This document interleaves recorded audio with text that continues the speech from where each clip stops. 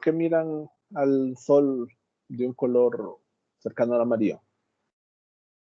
¿A qué se debe esto?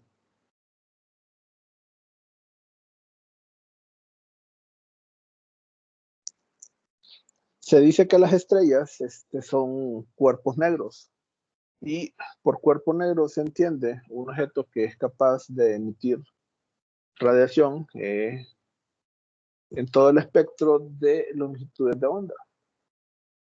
Entonces, la radiación que proviene del Sol, tenemos radiación infrarroja, tenemos radiación en el rango de colores que nuestros ojos pueden percibir, pero también hay radiación ultravioleta. Por ejemplo, una de las funciones que tiene la capa de ozono es limitar esa radiación ultravioleta que proviene del Sol. Si lo analizamos de forma cuántica, la ecuación de energía de Planck nos determina que la frecuencia de la onda está directamente ligada a la energía que porta la onda, ¿verdad? Es decir, a mayor frecuencia, mayor es su energía, ¿verdad? Entonces, por ejemplo, se utilizan radiación ultravioleta para el aspecto de, por ejemplo, el tratamiento de cáncer, o por ejemplo, con algunos filtros para purificación de agua, se utiliza radiación ultravioleta. El objetivo es que las bacterias o gérmenes que pueden estar en este lugar o las células cancerosas eh, puedan absorber esta energía y a través de esa forma sean eliminadas o se mueran, ¿verdad? Entonces, esto básicamente funciona por este aspecto, ¿verdad? Entonces, mencionábamos que bien lo que nos dice es el valor de energía que se puede obtener por un determinado valor de longitud de onda para un rango. Entonces, si la ecuación que se tiene de Yen se integra en todo el espectro, entonces lo que se tiene es la ecuación de Boltzmann, de Stefan Boltzmann. La ecuación de Stefan Boltzmann solo depende de la temperatura, pero la ecuación de Yen depende tanto de temperatura como depende de longitud de onda. Entonces, esa es la relación que tienen entre ambas. Pero, por ejemplo, para lo que le interesa a nivel de la clase, ver qué fenómenos asociados se pueden tener con elementos que experimenten o que sean activos con fenómenos electromagnéticos. Entonces, si nosotros tenemos una carga de radio R, entonces nosotros sabemos que el vector de Poynting nos relaciona, por así decir, la potencia o la energía que se emite en función del tiempo para un determinado valor, ¿verdad? Entonces, haciendo una integral de área del vector de Poynting, entonces podemos obtener la potencia que se tiene, ¿verdad? Recordemos, las unidades del vector de Poynting son watts sobre metros cuadrados, entonces, al hacer una integral de área, entonces solo nos quedaría este valor, ¿verdad? Y la radiación, o la potencia de radiación, se va a experimentar para aquellas condiciones en las cuales dr tiende al infinito. En los casos que vamos a ver más adelante, vamos a ver que hay un comportamiento distinto, por ejemplo, para valores muy cercanos de R, para otras condiciones en las cuales tenemos un R prácticamente elevado. Entonces, empezamos a ver lo que tiene que ver con la radiación de un dipolo eléctrico.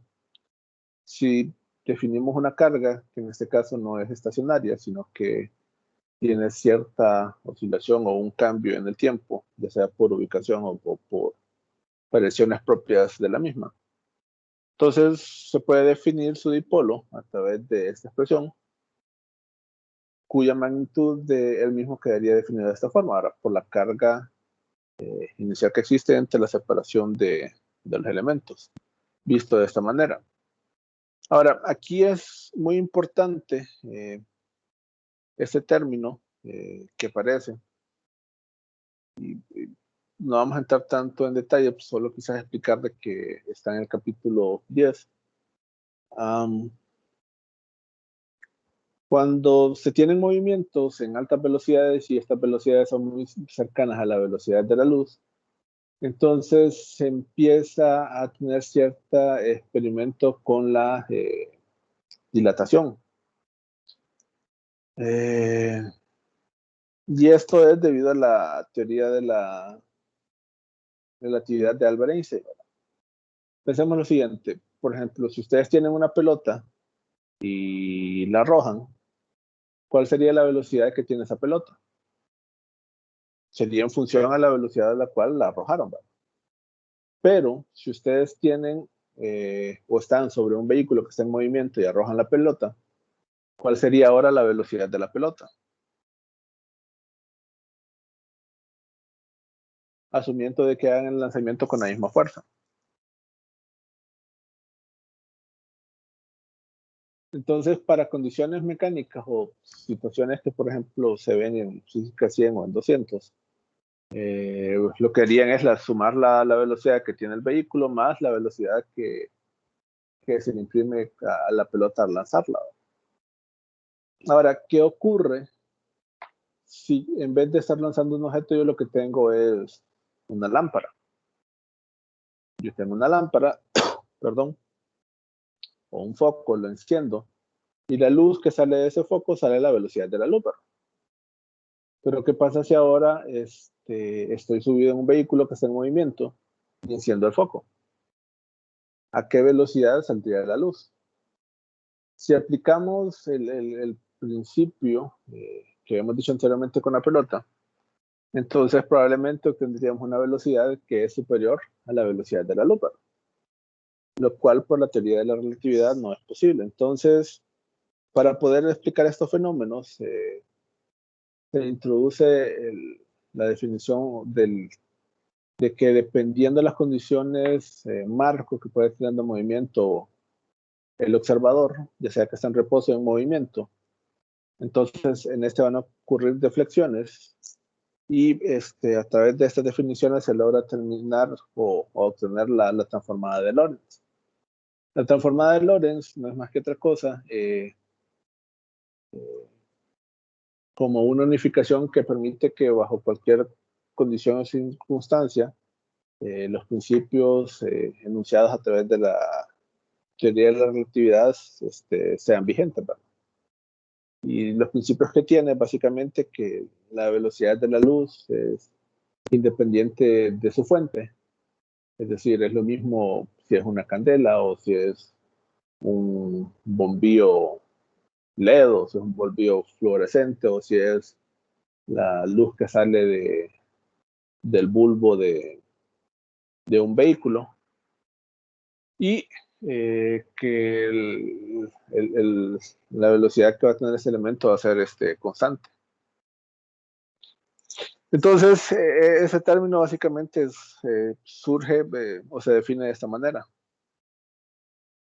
Lo importante en este aspecto es no tanto analizar este parámetro, sino que observar en términos de qué va a estar definida la radiación, y eso lo iremos observando. Entonces, es el potencial que surgiría de esta relación quedaría de esta forma. Y la definición de este parámetro que está relacionado con la dilatación quedaría de esta manera, ¿verdad? Entonces, en función de este potencial, miremos qué pasa si estamos ubicados a un valor o la separación que existe entre las cargas es muy pequeña en función de la distancia que se puede tener, ¿verdad? Entonces, el término que teníamos quedaría de esta forma. Recordemos que el potencial está en función del inverso de este parámetro. Y de esta forma, los términos que acompañan o que están dentro de los corchetes quedarían definidos de esta manera, ¿verdad? En los cuales, si observamos, básicamente está en función de las condiciones o parámetros físicos o separaciones de D o de R, la ubicación del punto en el cual se interesa saber la radiación a determinado punto. y, o del punto de análisis, perdón, y la velocidad angular. Pero recordemos que la velocidad angular es proporcional ¿a qué? A la frecuencia, ¿verdad? Entonces, está en sentido, o hasta este punto, podemos ver que esto está en relación a lo que dice tanto la teoría cuántica como lo que expresa la ley de Guián. Si analizamos en función de otra relación, por ejemplo, que sea muy pequeño en comparación a la relación de las velocidades, recordemos que si dividimos la velocidad entre la velocidad angular, ¿qué es lo que obtenemos? Si lo miramos en términos de física 100, recordamos los parámetros o las relaciones que existen entre las coordenadas tangenciales y las circulares, ¿verdad? Pero en este caso, caería en función o relacionado con la longitud de onda, ¿verdad? Recordemos que aquí lo que tendríamos es el número de onda, pero sabemos que el número de onda está directamente relacionado con la longitud de onda. Entonces, aquí lo que estamos tratando de analizar es qué ocurre para condiciones en las cuales la separación entre las cargas es muy inferior a la longitud de onda. En la forma en la cual el texto desarrolla este análisis no está en función, pero es muy importante. No sé si han escuchado de una teoría o de un concepto que se dice la dualidad de la luz, que bajo ciertas condiciones se analiza en términos de una partícula y bajo otras condiciones se analiza en forma de una onda, ¿verdad? Partículas, la partícula fundamental de la interacción electromagnética es el fotón. Y el fotón es básicamente una partícula que no posee masa, sino que solo posee energía.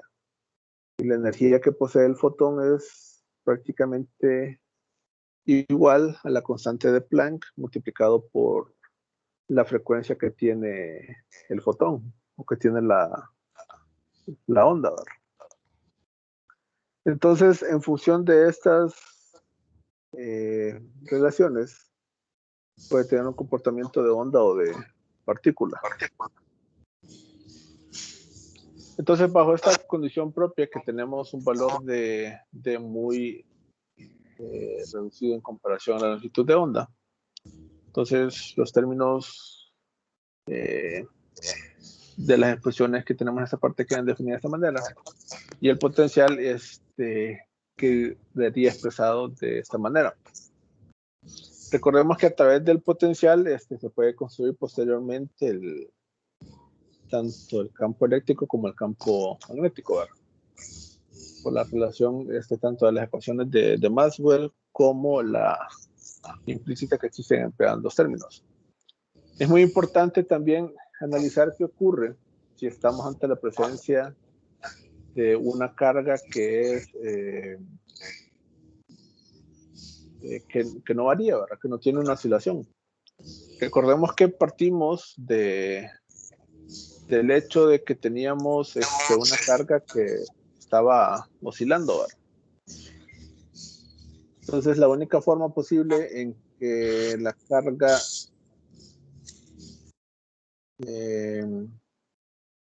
no oscile es que su velocidad angular sea cero.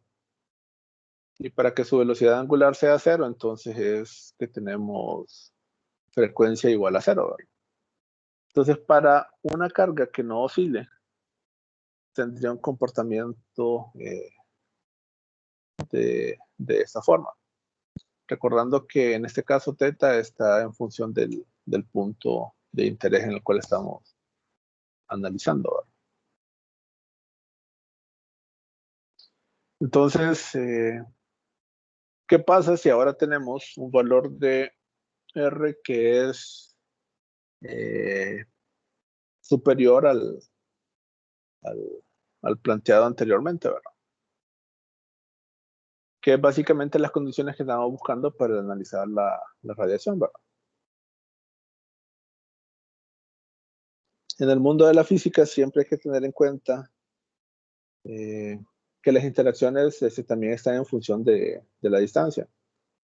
Todas las interacciones que existen, la interacción gravitacional, electromagnética, interacción fuerte o débil, obedecen a esa relación de R a la menos 2, ¿verdad? Entonces su comportamiento a distancias cercanas o a distancias mayores puede variar. En ese término, definiendo una corriente eléctrica partiendo de la definición de carga que se dio al inicio, se puede obtener un potencial de esta forma. Recordemos aquí, lo más importante es analizar en términos de qué va a estar definida la radiación. Porque ya en trabajos de campo, en función de este valor es que te interesan hacer o tomar ciertas medidas. Por ejemplo, cuando se analizan las posibles réplicas o no son réplicas, sino que en función de las armónicos que se pueden dar de una frecuencia fundamental, el análisis se hace a partir básicamente de frecuencias, ¿verdad? Y a partir de ese punto lo que se hace es que se determina un porcentaje de la amplitud en función de la señal original. Pero en sí todo el análisis parte de un análisis de frecuencia. Y al igual como mencionábamos, la energía que se irradia también vamos a ver que es proporcional a la frecuencia que tenemos, ¿verdad? Entonces, definiendo a través de ese potencial tanto los campos eléctricos y magnéticos, se puede calcular el vector de Poynting a través de esta relación. Y de la expresión anterior se puede obtener esta relación, que lo que nos expresa es el valor promedio que tendría el vector o la magnitud del vector de Poynting, ¿verdad? Entonces es muy importante notar en esta parte que, por ejemplo, vemos que depende de la magnitud del dipolo, pero que depende específicamente también de la velocidad angular al cuadrado, ¿verdad?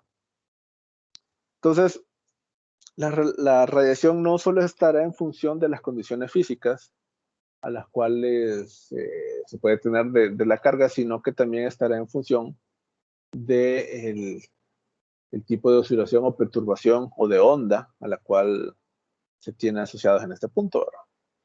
Y nuevamente, si tenemos un valor promedio de longitud B, de vector de Poynting, entonces se puede tener un valor promedio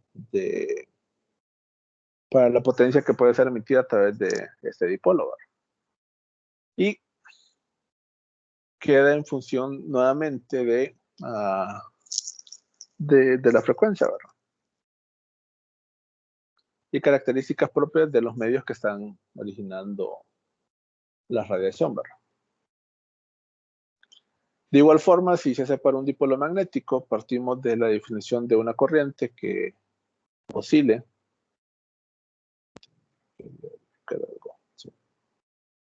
De una corriente que oscila en función del tiempo. Entonces se define el dipolo magnético a través de esta relación, especificando la magnitud del mismo a través de este término.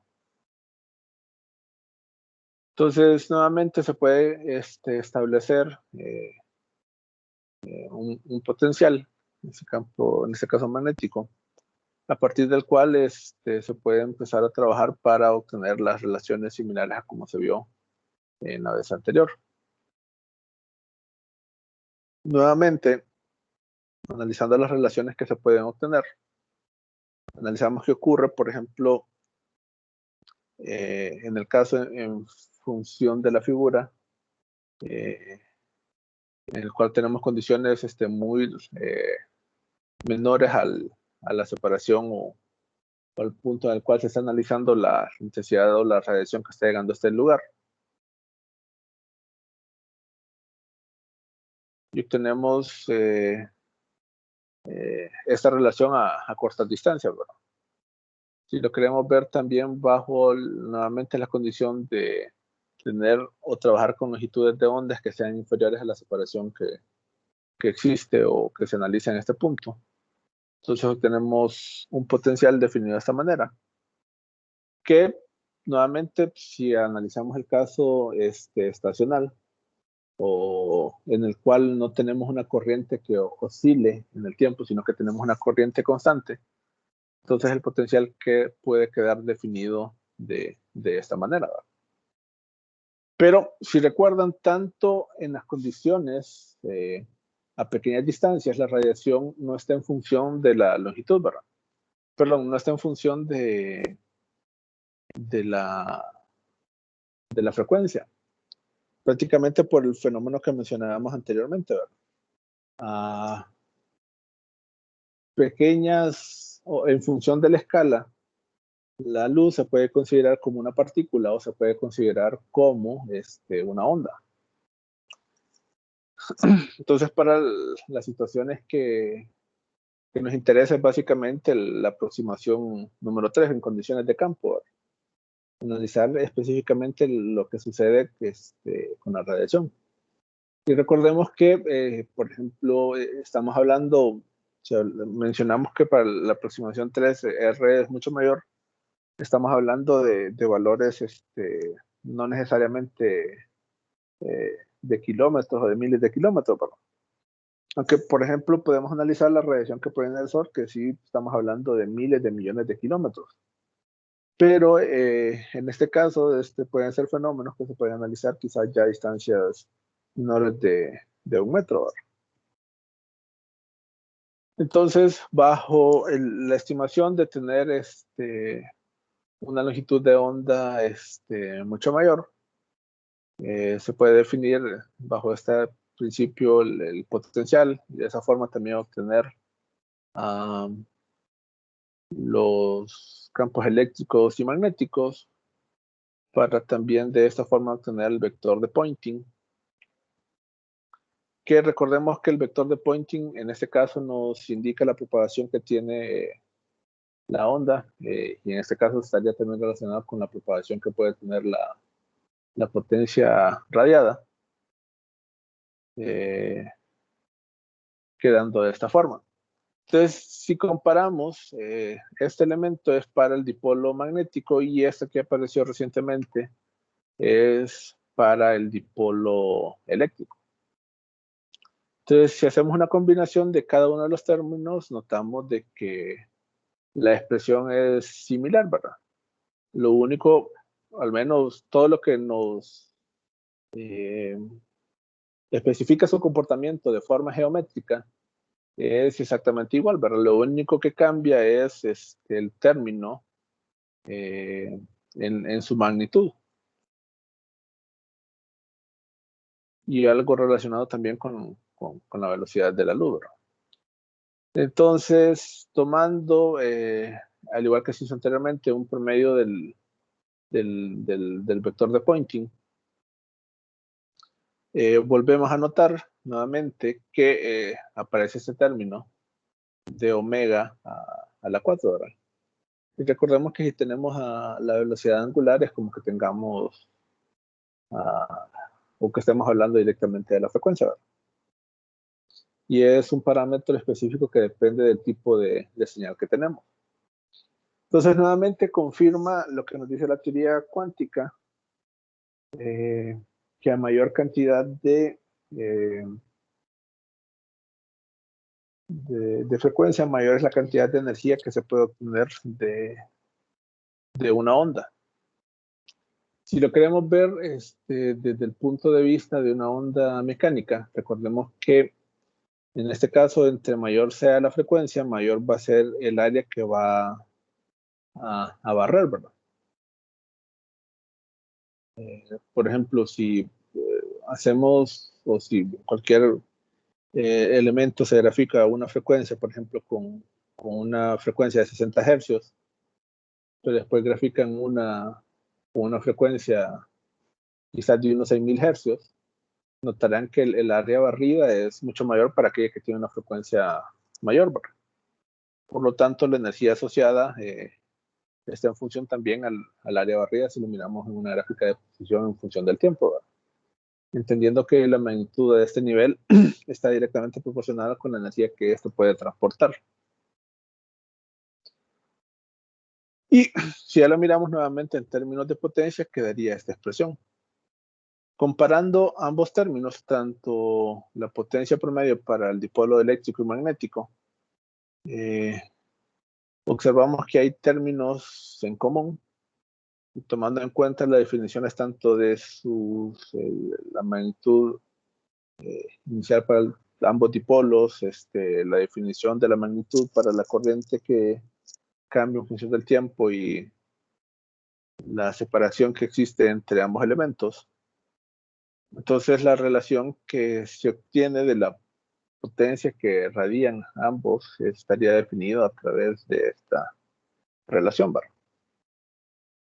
Pero si venimos y generalizamos y intentamos ver para cualquier superficie arbitraria, partimos desde el punto de definir su potencial y especificar esta dilatación que, si recordamos, es básicamente la misma forma del vector R que aparece en Bagnes. Y al tratar de analizar sus condiciones para valores pequeños, obtenemos, en función de R, obtenemos estas relaciones, que nuevamente para valores diminutos no tenemos presencia de frecuencia, porque se estaría comportando como en forma de una partícula. Cada una de estas definiciones que aparecen en este punto están en función de la longitud de onda, construyendo el potencial de esta forma.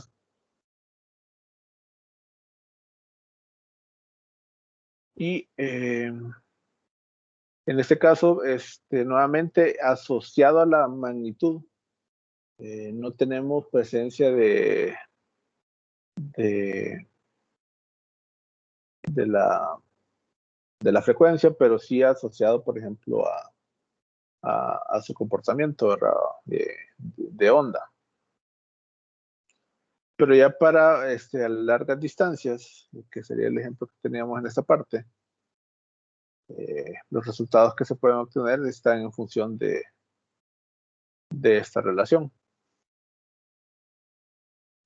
en la cual este término está relacionado al cambio que puede tener el dipolo, y recordemos que el dipolo en su forma original, como miramos anteriormente, está en función de la variación que puede tener en función de la onda. Si se desea ver o analizar para una carga puntual, entonces el vector de Poynting estaría relacionado de esta manera. Recordemos de la relación que existe entre las magnitudes, tanto del campo eléctrico con el campo magnético, con la velocidad de propagación que existe entre estos elementos.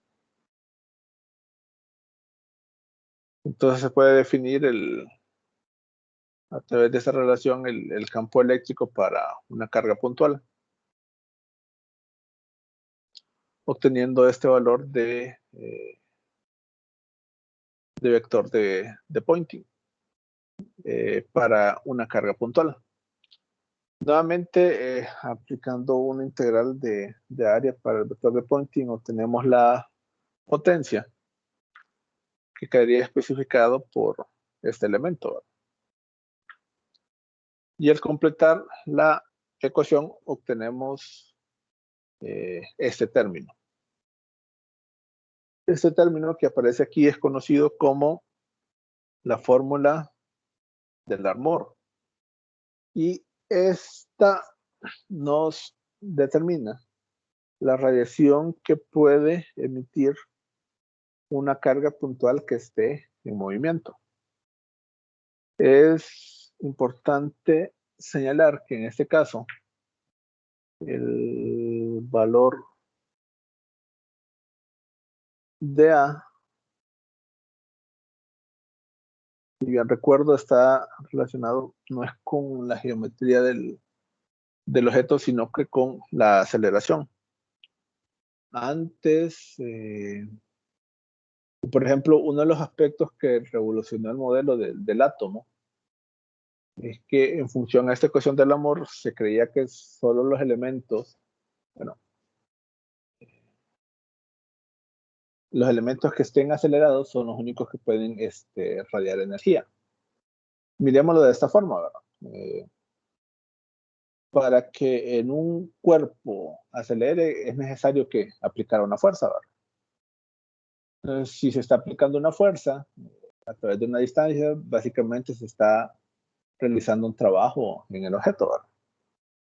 Y si está realizando un trabajo en el objeto, entonces se está agregando energía al mismo. Entonces, si tenemos cambio en sus condiciones de movimiento, o mejor dicho, una aceleración, entonces vamos a tener un cambio de energía y esta se puede radiar. Ahora, esto cambió el modelo del átomo porque, por ejemplo, si se analiza el modelo del átomo a través del modelo que planteó Bohr, cada uno de los términos en principales están cuantizados. Y en sí todo parte de cuantizar el momento orbitar angular. Es un parámetro que a veces se explica en física 100 que es L. Si recuerdan, el momento lineal es P, ¿verdad? Y ese me indica la cantidad la cantidad de movimiento lineal que tiene un objeto, ¿verdad? Entonces, de manera análoga, L mayúscula lo que me dice es la cantidad de momento orbital que tiene un objeto.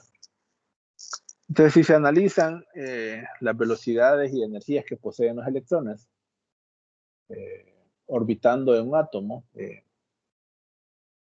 se determina que estas tienen velocidades constantes, básicamente porque están cuantizadas, ¿verdad? Es decir, las velocidades que pueden tener los electrones asociados a un átomo ya están determinadas. Y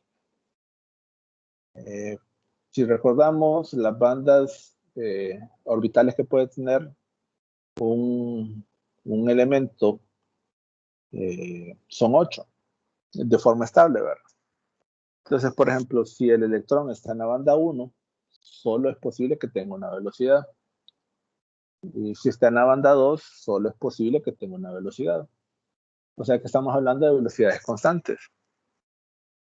Pero en análisis se observaba que bajo ciertas condiciones el electrón emitía, perdón, un átomo podría emitir radiación, ¿verdad? Entonces la pregunta era cómo esto es posible si las velocidades son constantes y si es constante, entonces no hay aceleración. Entonces, en función a esta ecuación del amor, Darmor, perdón, no sería posible, ¿verdad? Pero posteriormente se observó que, por ejemplo, bueno, esto fue lo que sirvió para determinar de que los electrones están orbitando en más de una banda. En el modelo de Rutherford se creía que estaba el núcleo y todos los electrones estaban orbitando alrededor del núcleo.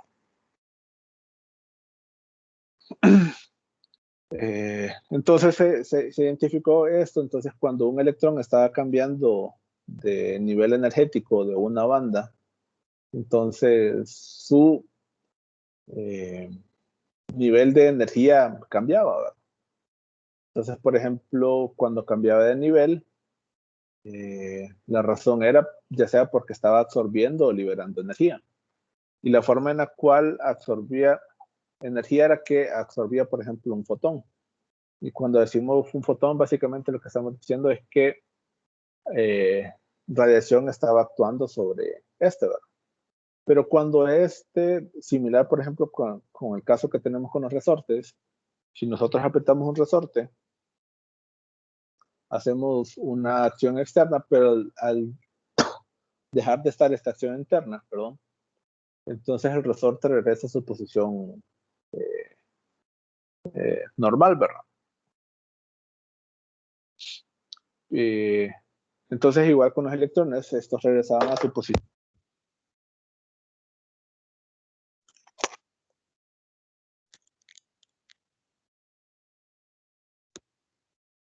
Perdón.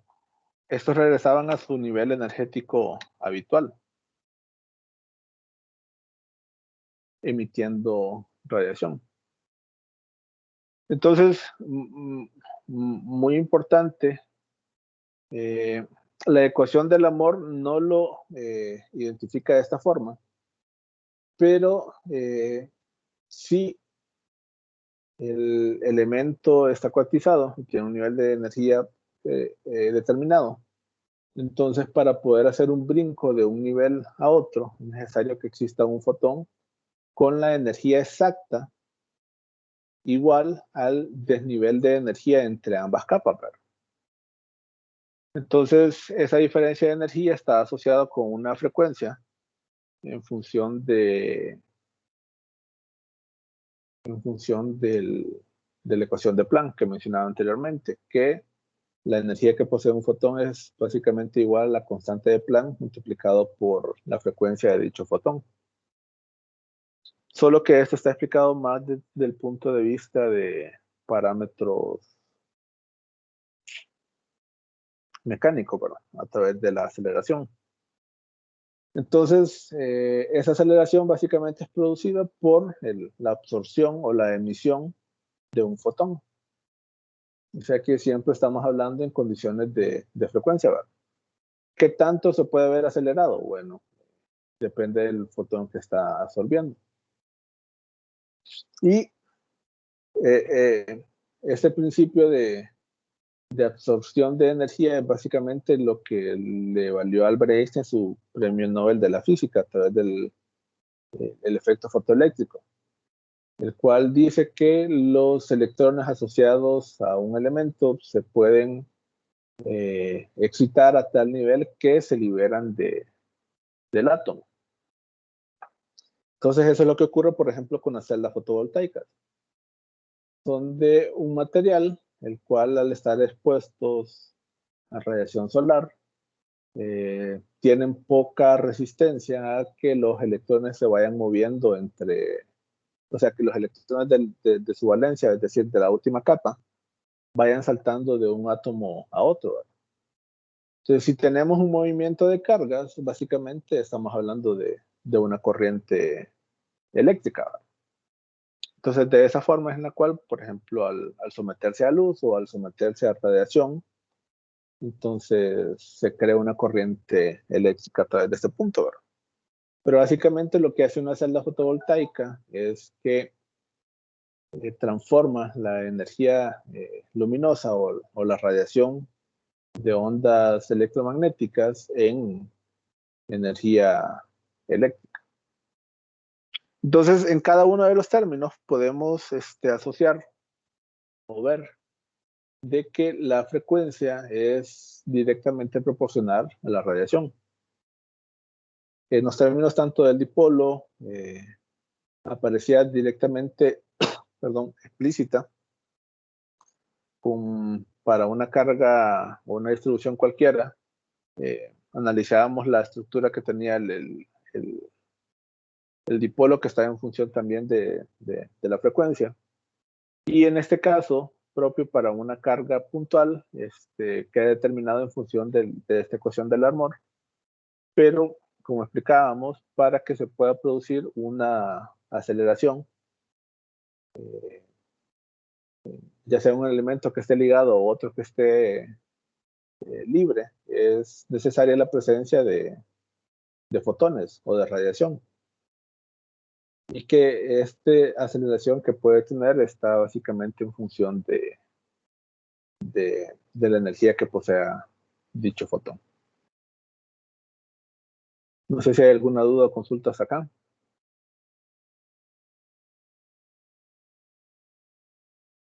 Bueno, en lo que estaba leyendo para el ensayo de ayer, decía que Planck, o no recuerdo muy bien, pero decía que la energía en un resorte también estaba cuantizada, pero estaba cuantizada en cantidades tan cercanas entre sí que parecía una variable continua.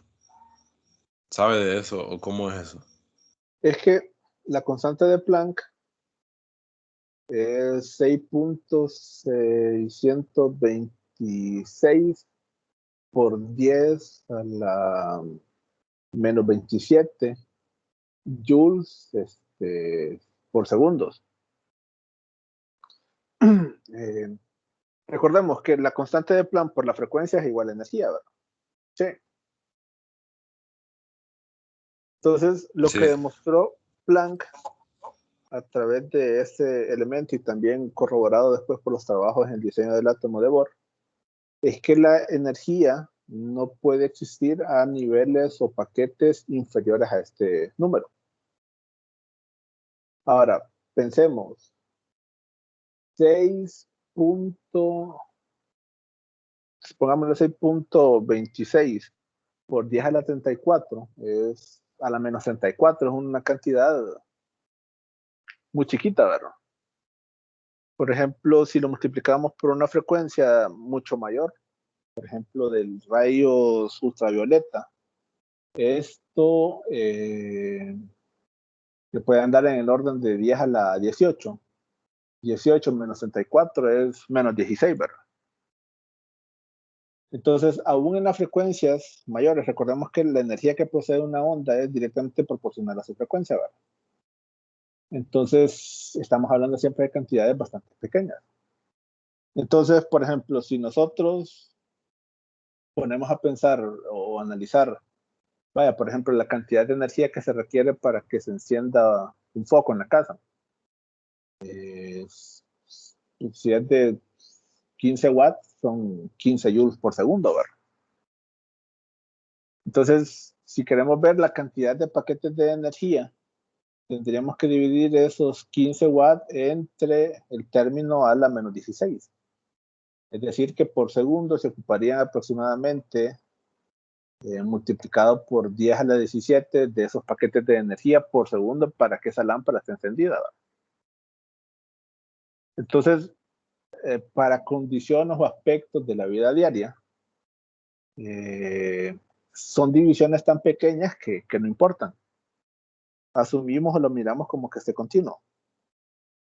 Pero ya para el mundo micro, para el mundo de las partículas o subpartículas, ya esos valores de energía sí pueden representar características propias que sí sea necesario analizarlas. Por ejemplo, la cantidad de energía que se requiere para encender una estufa o para que una repetidora esté, valga la redundancia de palabras, repitiendo una señal es muy grande en conceptos de estos paquetes de energía tan pequeños.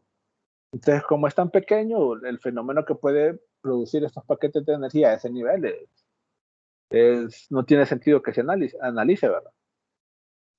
Por ejemplo, si nosotros tenemos enfrente un perro que puede representar peligro para nosotros, tomamos medidas, ¿verdad? Pero, por ejemplo, a veces no nos ponemos a pensar en los microbios que andamos en las uñas, ¿verdad? Porque desde un punto de vista macro a veces ni nos damos cuenta que están ahí, ¿verdad? Entonces, si nosotros, en comparación de los gérmenes que andamos en las uñas, así serían los paquetes de energía tan pequeños para condiciones del diario vivir. Pero puede ser que para el mundo de las partículas o las subpartículas ya no sean los gérmenes en las uñas, sino que sea como un animal casi del mismo tamaño, de la misma consideración que puede afectar. Si tienen oportunidad de leer y analizan la evolución del modelo del átomo, se darán cuenta que todos los cambios que existieron desde el modelo de Thomson, Rutherford, Bohr, Sommerfeld y ya el modelo de los quarks, se da básicamente por aspectos leves que a simple vista antes no ocurrían y por eso, por ejemplo, se planteaba un modelo distinto, pero a medida que la tecnología ha ido avanzando, se ha dado cuenta que se ha estado ahí, ¿verdad? Entonces, la energía está cuantizada, pero ¿vale la pena hacer el análisis de energía cuantizada para condiciones macro? No tiene sentido. Pero si se está trabajando en condiciones de subpartículas, entonces sí es necesario hacer el análisis desde ese punto. Un detalle muy importante y que no lo mencioné al principio, y es, por ejemplo, por el cual existe que se puede obtener la ley de Stefan-Boltzmann a partir de la ley de Wien, es que si no se hace un proceso cuantizado de la energía, entonces para frecuencias muy elevadas este elemento sería muy grande. Es decir, mencionábamos que para altas frecuencias la energía es mucho mayor. Pero si el rango fuera continuo, entonces esa cantidad nunca convergería. Pero el hecho de que sea discreto es lo que permite que se pueda obtener la ley de Stefan-Boltzmann. No sé si contestas tu pregunta o te confundí más. Sí, pucha, no entendí la mitad, pero sí estaba interesante. Entonces, eso, lo de Planck, es como el límite inferior de paquetes de energía, pero es relevante solo en física cuántica, O física subatómica. subatómica. Y los quarks es de lo que están hechos los electrones y protones, creo. No, electrones todavía no, se cree que sí, que tienen una estructura similar, pero los protones, por ejemplo, son 2 quarks de cargas de 2/3 de positiva y un tercio negativo. Entonces, si sumada sería 4/3 menos 1, te da 3/3, o sea, una cantidad entera de un electrón. Está bien, está interesante. Gracias. A la orden. Entonces, quedamos aquí por hoy. Me comprometo hoy sí a subirles todos los documentos esta semana y quizás la próxima semana tendríamos 1 o 2 clases ya para completar. Muchas gracias. Perfecto, ingeniero, muchas gracias. A ustedes, pasen buen fin de semana. Ingeniero, Gracias. Sí, el examen para cuándo queda, para el próximo sábado. sí, yo propondría que sí, pero no sé si tienen algún inconveniente con esa fecha. No, perfecto, esta es la fecha. Cheque, entonces. Ingeniero, Esta suba los presenta- materiales, por favor. Sí, hoy lo tengo que subir. Gracias. Y esta presentación va a quedar. Sí, todas las presentaciones que hemos tenido. Es lo que me están pidiendo que suba. Perdón por no habérsela subido previamente. Yo digo que está bien el otro sábado. Estamos salvando el periodo. Sí. Entonces, pasen buen fin de semana. Gracias, Igual, ingeniero. ingeniero. Saludos. Gracias, ingeniero. Igual, ingeniero.